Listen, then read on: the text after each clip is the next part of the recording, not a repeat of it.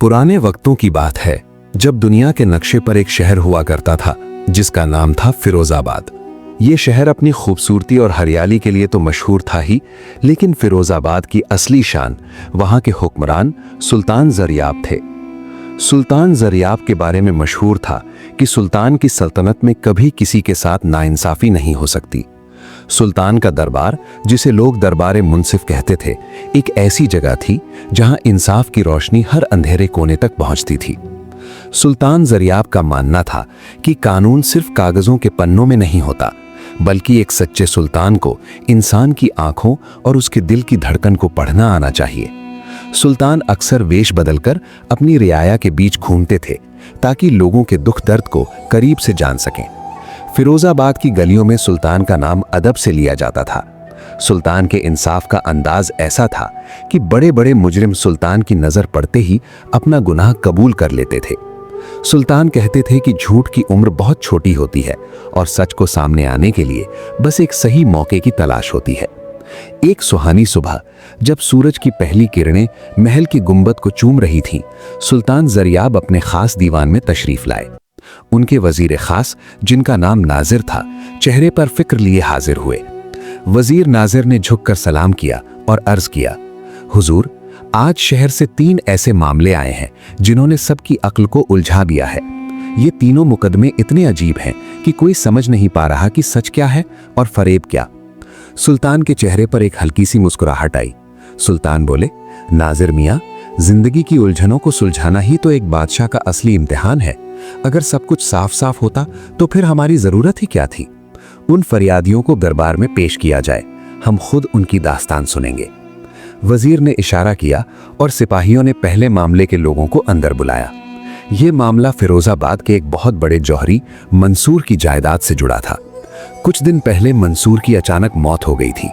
मंसूर अपने पीछे बेहिसाब हीरे जवाहरात, एक आलीशान हवेली और बहुत सी दुकानें छोड़ गए थे। दरबार में 3 लोग दाखिल हुए, फरहान, शारिक और दानिश। ये तीनों मंसूर के पुराने कारोबारी साथी थे। उनके पीछे पीछे एक छोटी सी बच्ची जोया अपनी बूढ़ी दाया माँ का हाथ पकड़े रोती हुई आई। जोया मंसूर की इकलौती बेटी थी और अभी उसकी उम्र बहुत कम थी।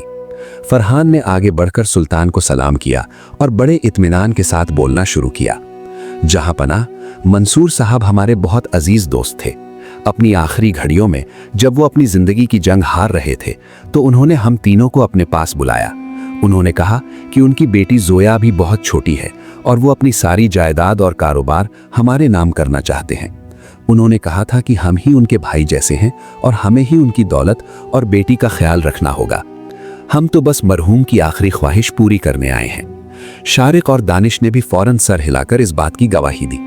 शारिक ने तो यहां तक कह दिया कि मंसूर साहब को डर था कि कोई उनके बाद उनकी जायदाद हड़प लेगा, इसलिए उन्होंने ये फैसला किया।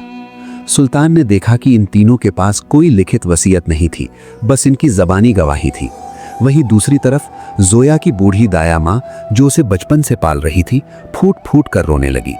वो बोली, हुजूर, ये सरासर झूठ है। मंसूर साहब अपनी बेटी से बेइंतहा मोहब्बत करते थे। वो कभी भी अपनी बच्ची को बेसहारा छोड़कर सारी दौलत इन लालची लोगों के हवाले नहीं कर सकते थे। ये लोग एक मासूम यतीम का हक मारना चाहते हैं। सुल्तान ज़रियाब ने अपनी गहरी नजरों से उन तीनों दोस्तों को देखा। सुल्तान ने गौर किया कि फरहान बार बार अपने माथे का पसीना पोंछ रहा था, शारिक की नजरें जमीन में गड़ी थीं और दानिश के हाथ हल्के हल्के कांप रहे थे। सुल्तान समझ गए कि दाल में कुछ काला है, लेकिन सच साबित करने के लिए कोई पुख्ता सबूत नहीं था। सुल्तान ने कुछ देर सोच विचार किया और फिर दरबारियों से मुखातिब होकर बोले, ये मामला वाकई पेचीदा है। एक तरफ 3 गवाह हैं और दूसरी तरफ एक यतीम बच्ची की खामोशी। चुनाचे मंसूर साहब अब इस दुनिया में नहीं है कि वो खुद आकर अपनी बात कह सके, इसलिए हमें कुछ अलग करना होगा।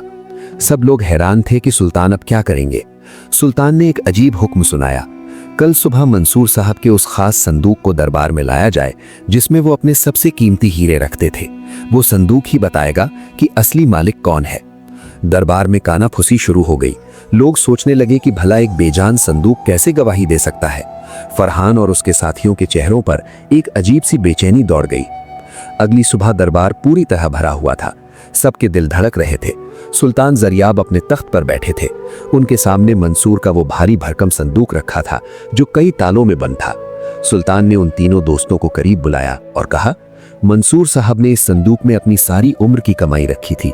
अगर तुम तीनों सच कह रहे हो तो तुम में से हर एक को इस संदूक को छूकर यह वादा करना होगा कि तुम जोया का ख्याल अपनी औलाद की तरह रखोगे और जो कुछ भी इसमें है वो ईमानदारी से इस्तेमाल करोगे।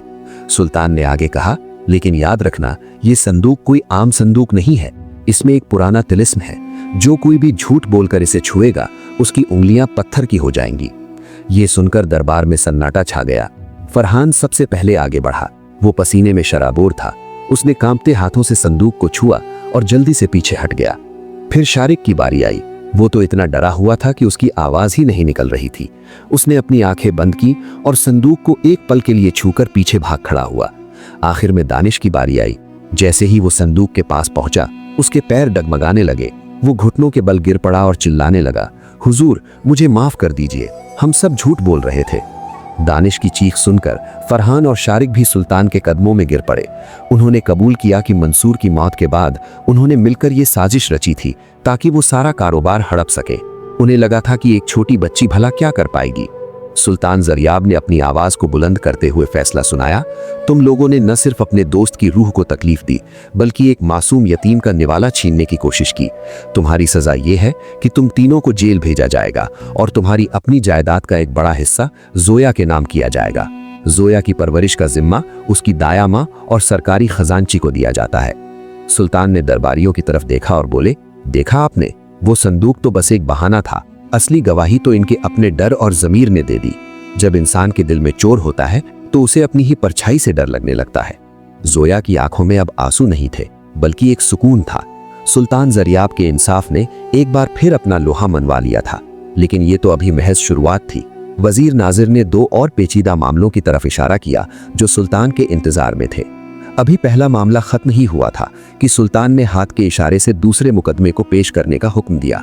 माहौल अभी भी पहले फैसले की गूंज से भरा हुआ था। तभी दरबार में तीन नौजवान भाई दाखिल हुए जिनके चेहरों पर गुस्से और नफरत के साए साफ दिखाई दे रहे थे। इन भाइयों का मामला पहले वाले से बिल्कुल अलग था, लेकिन उतना ही उलझा हुआ। सुल्तान जरियाब ने गहरी सांस ली और अपनी नजरें उन तीनों भाइयों पर टिका दी। पहले मुकदमे के फैसले ने लोगों के दिलों में सुल्तान के लिए इज्जत और भी बढ़ा दी थी। इन तीनों का ताल्लुक शहर के बाहरी इलाके में रहने वाले एक मेहनती बागबान बशीर के घराने से था। बशीर का इंतकाल हुए कुछ ही हफ्ते बीते थे और बशीर के तीनों बेटे रफीक, समीर और कबीर के बीच जायदाद को लेकर ऐसी जंग छिड़ी थी कि बात सुल्तान के दरबार तक आ पहुंची थी। बशीर ने अपनी पूरी जिंदगी मेहनत करके एक छोटा सा फलों का बाग तैयार किया था। उस बाग में आम, आड़ू और अनार के दरख्त थे जिनसे होने वाली कमाई से घर का गुजारा चलता था। लेकिन उस बाग के साथ साथ बशीर के पास एक बहुत ही वफादार और ताकतवर बैल था जिसका नाम बादल था। बादल सिर्फ एक जानवर नहीं था बल्कि बशीर के काम की रीढ़ की हड्डी था। बाग जोतने से लेकर फलों की टोकरियां बाजार पहुंचाने तक सारा काम बादल के कंधों पर था। अब मुश्किल ये थी कि बशीर के बाद बाग तो छोटा था ही, लेकिन बैल तो एक ही था। तीनों भाई उस बैल और बाग के ऐसे बंटवारे पर अड़े थे जो मुमकिन ही नहीं लग रहा था। रफीक, जो सबसे बड़ा भाई था, ने सुल्तान के सामने आकर अपनी बात रखी। रफीक की आवाज में एक तरह की अकड़ थी। रफीक बोला, हुजूर, मैं इस घर का सबसे बड़ा बेटा हूं। जब वालिद साहब कमजोर होने लगे थे तब मैंने ही इस बाग की दिन रात रखवाली की है। मैंने कड़ी धूप में पसीना बहाकर इन पेड़ों को सींचा है। बड़े भाई के नाते और मेहनत के हिसाब से इस बाग और बैल पर सबसे पहला और सबसे ज्यादा हक मेरा बनता है। बिना बैल के मैं बाग में काम कैसे करूंगा? इसलिए ये दोनों चीजें मुझे मिलनी चाहिए। समीर, जो मंझला भाई था, रफीक की बात सुनकर तिलमिला उठा। समीर ने आगे बढ़कर अदब के साथ अर्ज किया, हुजूर, बड़े भाई की बातें सिर्फ खुदगर्जी से भरी हैं। जब वालिद साहब बीमार थे और बिस्तर पर अपनी आखिरी सांसें गिन रहे थे तब रफीक तो बाग की कमाई गिनने में मसरूफ रहते थे। मैंने दिन रात वालिद की सेवा की, उनके सिरहाने बैठकर उनकी दवा दारू का ख्याल रखा। वालिद की दुआएं मेरे साथ है। कायदे से तो ये बाग और बैल मुझे मिलना चाहिए ताकि मैं अपनी मेहनत से इस विरासत को आगे बढ़ा सकूं। कबीर, जो सबसे छोटा था, उसकी आंखें नीची थीं, मगर कबीर की बातों में एक अलग ही दर्द था। कबीर बोला, जहां पनाह, मेरे दोनों बड़े भाई हमेशा से मुझे दबाते आए हैं। मुझे हमेशा छोटा समझकर हर चीज से महरूम रखा गया। अब जब बंटवारे की बात आई है तो दोनों मुझे बेसहारा छोड़ देना चाहते हैं। मुझे लगता है कि इंसाफ तभी होगा जब ये बाग और बादल मुझे दिए जाएं, ताकि मैं भी अपनी जिंदगी में अपने पैरों पर खड़ा हो सकूं। सुल्तान जरियाब ने तीनों भाइयों की बातें गौर से सुनी। सुल्तान ने देखा कि तीनों के दिलों में लालच इस कदर घर कर गया है कि तीनों भाई अपने खून के रिश्तों को भूल चुके हैं। तीनों को सिर्फ अपनी अपनी फिक्र थी, उस मेहनत की नहीं जो बशीर ने इस परिवार को जोड़ने में की थी। सुल्तान ने पूछा, क्या तुम्हारे वालिद ने कोई ऐसी वसीयत छोड़ी थी जिसमें लिखा हो कि किसे क्या मिलेगा? तीनों भाइयों ने एक साथ सर हिलाया और कहा, नहीं हुजूर, वालिद साहब ने अचानक ही इस दुनिया को अलविदा कह दिया। उन्होंने कुछ नहीं कहा था। सुल्तान के चेहरे पर फिक्र की परछाइयां लहराने लगीं। दरबार में सन्नाटा था। हर कोई सुल्तान के अगले फैसले का इंतजार कर रहा था। सुल्तान अपनी जगह से उठे और धीरे धीरे टहलने लगे। फिर सुल्तान अचानक रुके और बोले, चूंकि तुम तीनों इस बाग और बैल के बंटवारे पर राजी नहीं हो और तीनों को ही बैल और बाग पूरा पूरा चाहिए, तो जाहिर है कि बराबरी का इंसाफ करना मुश्किल है। लेकिन दरबारे मुंसिफ से कोई खाली हाथ नहीं जाता, इसलिए मैंने एक फैसला किया है। सुल्तान ने वजीर नाजिर की तरफ देखकर कहा, बाग के 3 बराबर हिस्से कर दिए जाए। हर भाई को जमीन का एक टुकड़ा दे दिया जाए। जहां तक उस बैल बादल की बात है, उसे जिंदा रखना अब मुमकिन नहीं, क्योंकि हर भाई उसे पूरा चाहता है। इसलिए जल्लाद को बुलाया जाए, बादल के भी 3 बराबर टुकड़े किए जाए और हर भाई को उसका एक एक हिस्सा दे दिया जाए। इस तरह ना कोई शिकायत रहेगी और ना ही किसी को कम या ज्यादा मिलेगा। सुल्तान का यह फैसला सुनकर पूरा दरबार कांप उठा। लोग एक दूसरे का मुंह ताकने लगे। एक बेगुनाह और वफादार जानवर को सिर्फ इसलिए मार देना कि 3 भाई आपस में लड़ रहे थे, ये बात किसी के गले नहीं उतर रही थी। लेकिन सुल्तान का हुक्म था। सिपाही गए और बाहर से उस बैल बादल को दरबार के सहन में ले आए। बादल बहुत ही शांत और सीधा जानवर था। बादल की आंखों में एक अजीब सी मासूमियत थी, जैसे बादल को पता ही ना हो कि उसकी जिंदगी के आखिरी लम्हे शुरू हो चुके हैं। जल्लाद अपनी भारी तलवार लेकर बादल की तरफ बढ़ा। तलवार की चमक देखकर दरबार में मौजूद लोगों ने अपनी आंखें बंद कर लीं। जल्लाद ने तलवार हवा में लहराई। तभी सबसे छोटे भाई कबीर की चीख गूंज उठी। कबीर दौड़कर बादल के गले लग गया और फूट फूट कर रोने लगा। कबीर चिल्लाया, नहीं, रुक जाइए, खुदा के लिए इस बेजुबान पर रहम कीजिए। कबीर, मुझे नहीं चाहिए ये बाग और ना ही ये बैल। मैं अपना सारा हक छोड़ता हूँ। आप ये सब रफीक और समीर भाई को दे दीजिए। बस बादल को मत मारिए। ये जानवर हमारे वालिद का सबसे प्यारा साथी था। इसे मरते हुए मैं नहीं देख सकता। मैं मजदूरी करके अपना पेट पाल लूंगा, लेकिन इस वफादार बैल का खून मेरे हाथों पर नहीं होना चाहिए। कबीर की ये तड़प देखकर रफीक और समीर के दिलों में भी जैसे कोई बर्फ पिघलने लगी। रफीक और समीर ने भी अपने सर शर्म से झुका लिए। रफीक आगे आया और बोला, हुजूर, छोटा भाई सही कह रहा है। हम लालच में इतने अंधे हो गए थे कि ये भूल गए कि ये बैल हमारे घर का हिस्सा है। हम वालिद की निशानी को इस तरह खत्म नहीं होने दे सकते। हम आपस में मिलजुल कर रहने का वादा करते हैं। हम तीनों मिलकर इस बाग को संभालेंगे और बादल पर हम सबका एक जैसा हक रहेगा। हमें माफ कर दीजिए। समीर ने भी अपने भाइयों का साथ दिया और अपनी गलती तस्लीम की। सुल्तान जरियाब के चेहरे पर एक इत्मीनान भरी मुस्कुराहट आई।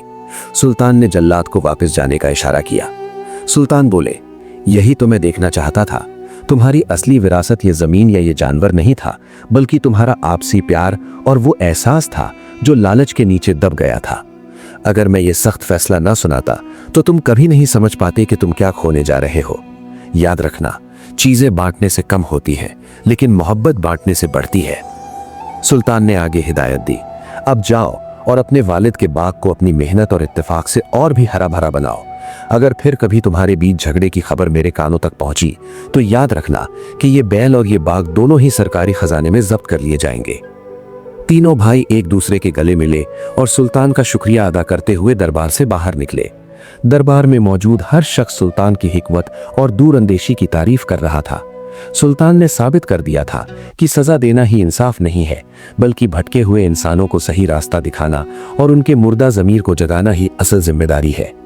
वजीर नाजिर ने सुल्तान के पास आकर धीरे से कहा, हुजूर, 2 पहाड़ तो सर हो गए, लेकिन तीसरा मामला अभी बाकी है, और सच कहूं तो वो मामला इन दोनों से कहीं ज्यादा मुश्किल और उलझा हुआ है। सुल्तान ने एक गहरी नजर आसमान की तरफ डाली और अगले मुकदमे के लिए खुद को तैयार किया। पहले 2 मुकदमों ने जहनी तौर पर सबको थका दिया था, मगर असली इम्तिहान तो अभी बाकी था। वजीर नाजिर ने जब तीसरे मामले की सुनवाई सुल्तान के सामने रखी तो सुल्तान के हाथ एक पल के लिए रुक गए।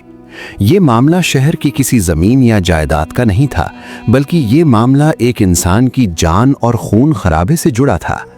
शहर के बाहर एक पुराना और आलीशान घर था, जहां शहर का सबसे बड़ा और बेरहम सूदखोर शौकत अली मुर्दा पाया गया था। शौकत अली के कत्ल की खबर पूरे फिरोजाबाद में आग की तरह फैल गई थी। लोग इस शख्स से नफरत तो बहुत करते थे, मगर कत्ल की बात सुनकर हर कोई सहम गया था। सिपाहियों ने उस हवेली से 3 लोगों को गिरफ्तार किया था। बशारत, जो एक कुम्हार था, इरफान, जो कपड़ों की सिलाई का काम करता था, और जाहिद, जो एक लकड़हारा था।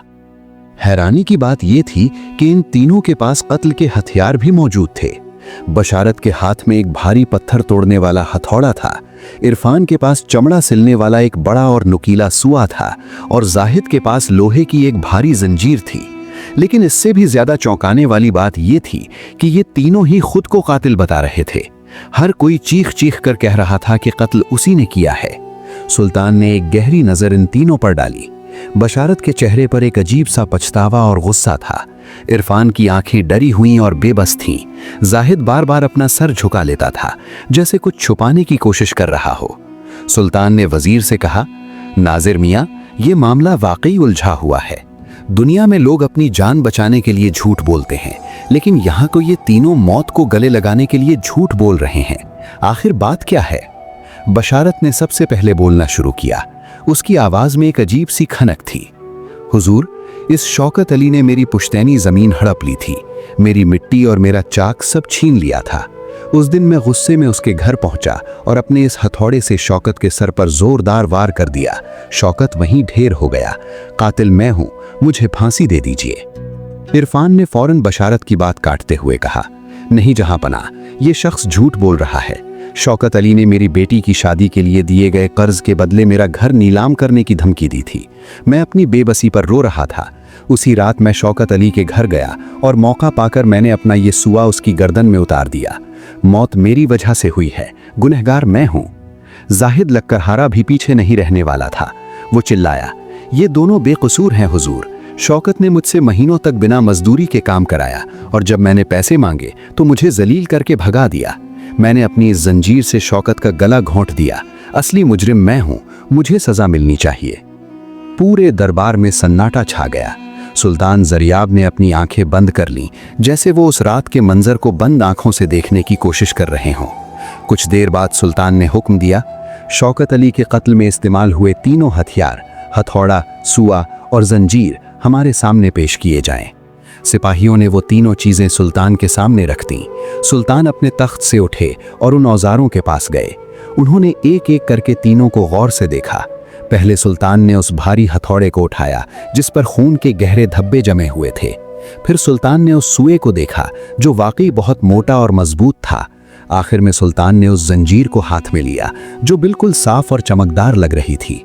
सुल्तान वापस अपने तख्त पर बैठे और तीनों मुल्जिमों की तरफ देखा। उनके चेहरे पर एक ऐसी चमक थी जैसे उन्होंने कोई राज जान लिया हो। सुल्तान ने इरफान दर्जी की तरफ इशारा करते हुए कहा, इरफान, तुम झूठ बोल रहे हो। इरफान का चेहरा रंग उड़ गया। सुल्तान बोले, तुमने कहा कि तुमने अपनी सुई शौकत की गर्दन में उतारी, मगर यह सुआ मोचियों के काम का होता है, जो चमड़ा सिलने के लिए इस्तेमाल किया जाता है। इसे किसी की गर्दन में उतारने के लिए बेहद ज्यादा ताकत चाहिए, और सबसे बड़ी बात यह है कि मरहूम की गर्दन पर सुए का कोई ऐसा जख्म नहीं मिला जो मौत का सबब बन सके। फिर सुल्तान जाहिद लकड़हारे की तरफ मुड़े। जाहिद, तुम्हारा दावा भी बेबुनियाद है। तुमने कहा कि तुमने जंजीर से गला घोंटा, मगर इस जंजीर पर खून का एक कतरा भी नहीं है, और ना ही ये कहीं से मुड़ी हुई है। शौकत की गर्दन की हड्डी टूटी हुई मिली है, जो किसी भारी चीज के वार का नतीजा है, ना कि जंजीर के दबाव का। आखिर में सुल्तान की नजर बशारत कुम्हार पर टिक गई। उन्होंने बेहद संजीदगी से कहा, सच तो ये है कि असली कातिल बशारत ही है। इस हथौड़े पर लगे खून के निशान और शौकत के सर पर बना जख्म दोनों एक ही कहानी बयान कर रहे हैं। मगर सवाल ये है कि तुम तीनों एक ही जुर्म को अपने सर क्यों ले रहे थे?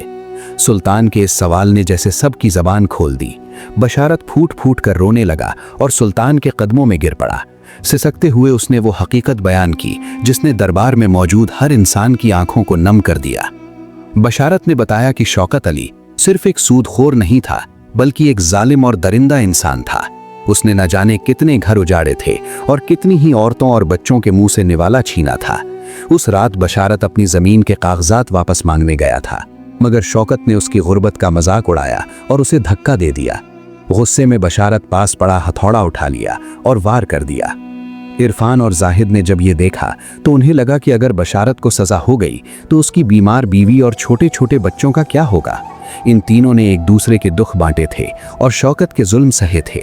इसलिए इरफान और जाहिद ने फैसला किया कि वो भी खुद को कातिल बताएंगे, ताकि अदालत उलझ जाए और शायद बशारत की जान बच सके। दोनों ने दोस्ती और इंसानियत के नाम पर अपनी जान दांव पर लगा दी थी। सुल्तान जरियाब ने एक लंबी और गहरी खामोशी इख्तियार कर ली। दरबार में मौजूद हर शख्स उनके फैसले का इंतजार कर रहा था। सुल्तान जानते थे कि कानून की नज़र में कत्ल एक संगीन जुर्म है, मगर उस कत्ल के पीछे छिपी जिल्लत और दोस्तों की कुर्बानी भी मामूली बात नहीं थी। सुल्तान ने फैसला सुनाने के लिए सर उठाया, मगर तभी वजीर नाजिर ने उनके कान में कुछ कहा। सुल्तान के चेहरे के भाव अचानक बदल गए। क्या सुल्तान बशारत को फांसी की सजा देंगे? दरबार में सन्नाटा इतना गहरा था कि अगर एक सुई भी गिरती तो उसकी आवाज पूरे दरबार में गूंज जाती।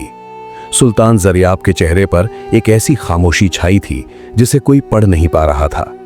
वजीर नाजिर ने सुल्तान के कान में जो बात कही थी वो दरअसल उन लोगों की एक लंबी फहरिस्त थी जिन्हें शौकत अली ने जीते जी मार दिया था।